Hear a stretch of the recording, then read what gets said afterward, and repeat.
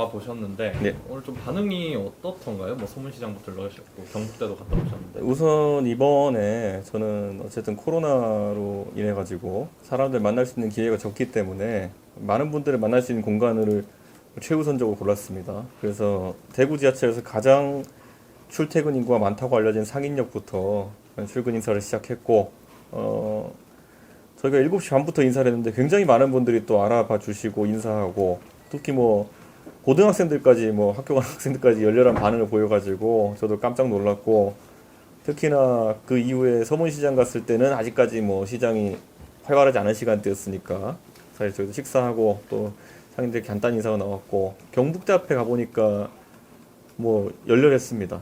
예, 저는 대구에서도 이제 변화가 감지되고 있다 이렇게 생각하고, 사실 대구의 오랜 고민이라 봅니다. 그러니까 저희 아버지도 그렇고 소위 저희가 대구의 국회의원이라고 하시는 분들, 대구의 정치인들, 고등학교 이후에 거의 서울의 상경에서 안 내려오신 분들이 대다수거든요.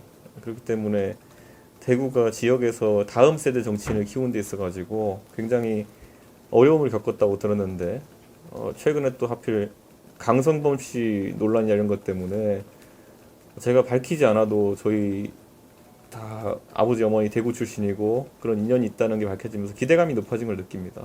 예. 이 주호영 전 원내대표에게 803만 5번 올랐다 이런 기스를 알리셨어요. 네. 근데 정말로 이 주호영 의원에 대해서 한 게 없다 이런 식으로 생각을 하시는 건지 좀 저는 주 대표님을 오래전부터 알던 분이기 때문에 그분의 최대 장점은 친화력, 그리고 협상력 그런 부분이거든요. 그런데 다음 대선을 앞두고 우리 당이 과연 친화력이나 협상력만으로 그 대선을 이끌어낼 수 있느냐. 저는 싸울 땐 싸워야 되는 것이고, 또 예를 들어 당 밖에 있는 대선 주자가 우리 당에 들어보려 할 때는 그분들 최대한 맞아들이되 우리 당이 중심을 잡아야 되는 것이거든요. 그런 면에 있어서는 주호영 대표보다 나은 점이 있다 이렇게 봅니다, 저는. 이게 지역 당원분들은 대구 경북의 의원들에게 좀 불만이 많아요. 사실 네. 몇 선을 해도 이준석 전 최고위원만큼 존재감을 드러낸 사람이 없고 네. 심지어 뭐 초선보다 못한 사람들이 다수다 이런 한탄도 있는데 문제점이 뭐라고 생각하십니까? 저는 기본적으로 대구라는 곳이 우리 당의 우세 지역이다 보니까 공천만 받으면은 당선은 가능하다. 그렇기 때문에 공천을 받는 데 있어서 가장 좋은 전략은 적을 안 만드는 것이거든요. 그렇기 때문에 적을 안 만드는 방향으로 우리 당의 다선 TK 의원들이 진화하고 있는 것이 아닌가 그런 생각을 하게 되고, 저는 적을 안 만든다는 건 사실 무엇이든지 일을 하면 적이 생기기 마련이거든요. 그런 어떤 개연성에 따라서 인상적인 만한 일정 활동이나 이런 걸 남기지 못한 건 아니냐 그런 생각을 하게 됩니다. 그리고 지금까지는 저희가 뭐 20대 공천까지는 저희가 여당이었으니까 상당히 뭐 청와대나 이런 정부 쪽에서 성공하신 분들이 내려와서 국회의원을 하는 문화가 있었는데, 네. 그거야말로 이제 지역에서 투쟁을 하거나 아니면은 또 지역의 이슈를 밀착해서 다지는 사람들이 안 나오게 된 이유가 아닐까 생각합니다. 사실 이 비하성 별명이긴 한데요. 네. 영선 중진이라는 별명 있는 거 아마 알고 계실 거예요. 네. 이거에 대해서 좀 이런 비하에 대해서 좀 어떻게 생각하시는지. 저는 만약에 YS에 의해서 영입된 노무현이라는 사람이 부산에서 계속 국회의원 하려고 했으면 아마 한 7선쯤 했을 겁니다. 예. 거의 뭐 김무성 대표가 6선 한 거에 맞먹는 그런 위치로 갔겠죠. 그런데 결국 노무현은 자신을 발탁했던 YS와 3당 합당 때문에 결별합니다. 그리고 소위 뭐 거의 자해 행위라고 할 수 있는 부산 출마를 계속 감행하죠. 네. 그러니까 저는 정치를 했을 때 가까이 있는 선수를 쌓고 하나하나 계단 올라가는 게 중요할 수도 있어 보여도 길게는 한 방향을 보고 가는 것이 중요하다 이렇게 봅니다. 저는 그래서 지금 우리 당에 있는 다선 의원분들 거의 영남에 몰려 있는데, 그럼 수도권에 있는 사람들이 지금 진짜 한 번 당선되기도 어려운 곳에 있는 수도권에 있는 사람들이 그분들보다 정치를 몰라서 또는 선거를 못해서 적겠느냐, 냉정한 비교는 좀 해봐야 되는 것이 아닌가. 저는 거꾸로 그 호남 지역의 정세균이나 이낙연 이런 다선 의원들은 어느 시점에는 서울로 올라와 승부를 봅니다. 그래서 종로에서 승부를 보고, 그렇죠. 그를 통해서 지금 그분들도 미약하지만 어쨌든 대권 주자군으로 지금 분류되고 있는 것인데, 과연 TK 지역의 다선 의원이 서울에 올라와 승부를 건 게 있는가? 저는 기억나는 사례가 없거든요. 저도 없는 것 같아요. 굳이 생각난다면 예전에 제가 참 이걸 언급하는 것조차 민망한데 그 대구의 아주 훌륭한 정치인 강재섭 대표가 네. 거의 한 15년, 20년 전에 거의 분당 보궐선거에 나와가지고 지셨거든요. 네. 그분 굉장히 대구의 다선 의원이고 대표까지 지내신 분인데도 수도권의 분당에서 사실 졌다는 거는 분당이면은 거의 당세가 괜찮은 곳입니다. 물론 그때 상대가 손학규 후보라는 거물급이긴 했지만은 전체적으로 선거 전략 면에서 TK 다선 의원들이 수도권에 올라가면 빛이 바래는 경우가 많다. 예. 저는 근데 이거는 수도권에서 득표력이라는 것이 결국엔 전국 단위 득표력과 직결된다 이렇게 보거든요. 그렇게 봤을 때 이거는 TK 출신 대선 주자들의 경쟁력과도 관련된 문제다. 박근혜 대통령은 굉장히 이례적인 케이스였고 앞으로는 이런 형태의 TK 정치로는 대권을 만들어내기 어려울 것이다. TK에서 그런 생각을 합니다. 예. 그 말씀이 이제 주호영 의원에게 말씀하셨던 803 5번 요 발언하고도 어느 정도 일맥상통하는 건가요? 제가 사실 저도 집이 다 대구이기 때문에 네. 803에 할까 앞산에 비유할까 이런 생각을 많이 했거든요. 아, 예. 근데 뭐 앞산 그러면 동네 어디나 앞산이 있기 때문에 그렇죠. 예. 그래서 대구를 대표하는 803으로 했는데 저는 그 산이 높이가 얼마 되고 이렇게 주호영 대표께서 반박하실 줄 몰랐습니다. 그러니까 결국에는 등산이라고 하는 것은 높낮이보다도 원래 우리나라의 산악인들도 보면은 히말라야 에베레스트 올라간 사람도 계속 도전을 하거든요. 다음 거 올라가고 다음 거 올라가고 이렇게 도전을 하거든요. 더 높은 게 도전하는 것도 아니고 미등정의 공간들을 계속 공략하기 노력하는데 저는 803만 5번 올라가면 무슨 재미일까?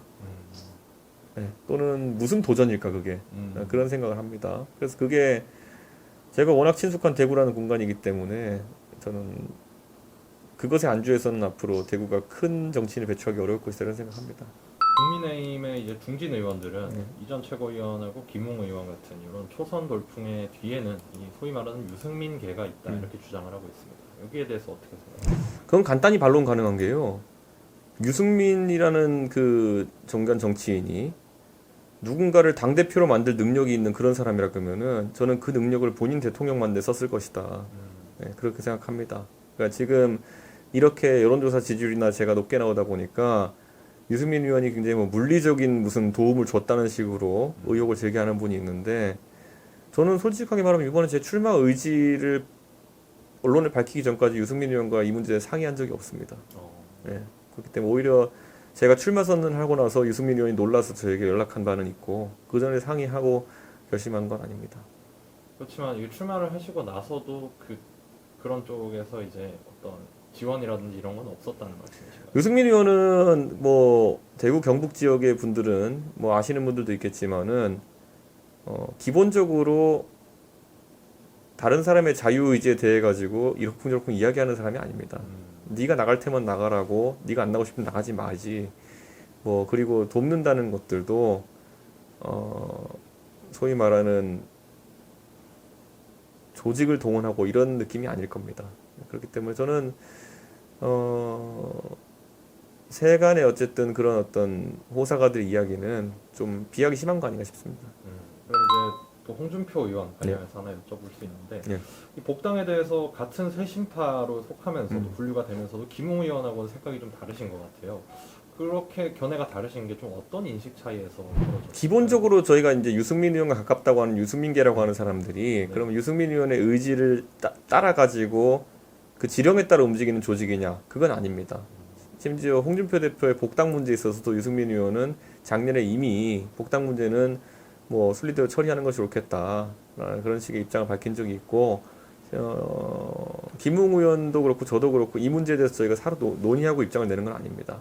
그렇기 때문에 저는 홍준표 대표의 복당이라고 하는 것은 결국 다른 그 밖에 있는 대권 주자들과 다르게 예를 들어 윤석열 총장은 우리 당 소속의 인사들을 수사를 많이 해가지고 아픔을 줬던 이력도 있는 거고요. 그다음에 안철수 대표는 과거에 진보 진영에 있을 때 보수에 대한 날선 발언이 많았던 그런 인사고요. 그런 분들과는 다르게 홍준표 대표는 굳이 해당 행위라고 할 것 같으면은 공천 불복하고 무소속으로 출마한 밖에 없거든요. 근데 보통 그런 일이 발생해도 지역구에 살아서 생활하면은 그것은 공천이 지역구의 민심을 따르지 못했다는 것을 받아들이고 저희가 다시 복당을 받아주는 경우가 많거든요. 근데 홍준표 대표 같은 경우는 이번에 400일이 넘게 이제 당외에 머무르고 있는데 저는 홍 대표랑 생각이 다를지언정 이 문제에 있어서 원칙을 지켜야지만 나중에 들어올 가능성 있는 다른 대선 주자들에게도 합리적인 원칙을 제시할 수 있다 이렇게 봅니다.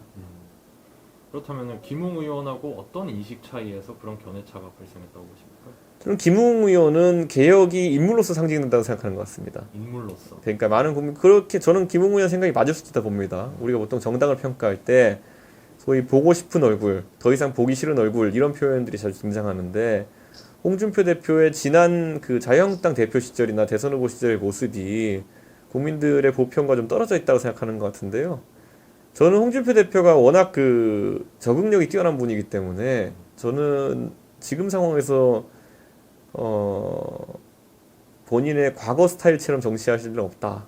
네, 눈치가 빠른 분이기 때문에 충분히 변화하실 것이다 이렇게 봅니다. 최근에 개그맨 강성범 씨가 이전 최고위원님의 부모님 고향 문제로 실언을 했었어요. 네. 근데 이게 오히려 이전 최고위원님 입장에서는 부모님의 고향이 대구라는 점이 알려져서 네. 좀 경선에서 이득을 봤다 이런 견해도 있는데 어떻게 보십니까? 그러니까 저는 이게 참 황당한 게 저를 싫어하는 사람들이 좌우합작을 했죠. 네. 예, 먼저 그 보수 성향의 유튜브 채널인 가로세로 연구소에서 그런 어떤 썸네일이 들어간 영상을 게시하면서 저희 아버지에 대해서 화교설이 이제 불거졌고 그걸 또 강성범 씨가 받아가지고 이렇게 얘기하면서 대구보다는 화교가 낫다 이런 식으로 화교와 대구를 동시에 비하하는 그런 어떤 발언을 했는데 저는 글쎄요. 저는 그걸 보면서 날 공격할 게 그거밖에 없나 이런 생각도 하기도 했고요. 덕분에 저는 전혀 의도하지 않게 그러니까 거기서 근거가 됐던 것이 저희 아버지가 화교라고 주장하는 것이 아버지 성함이 이제 자기들이 봤을 땐 중국식이라는 거거든요. 그러다 보니까 제가 아주 구체적으로 그것은 광주 이씨 21세들이 쓰는 돌림자다. 과거에 이수성 국무총리랑 학렬이 같다. 라는 것까지 밝힐 수 있게 해줬으니 저는 뭐 흔치 않은 기회를 잡은 것이죠. 그래서 실제로 저희 집성촌이 칠곡 외관이라는 것까지 밝혔으면은 저는 그분들에게 결코 나쁜 감정 없습니다. 예.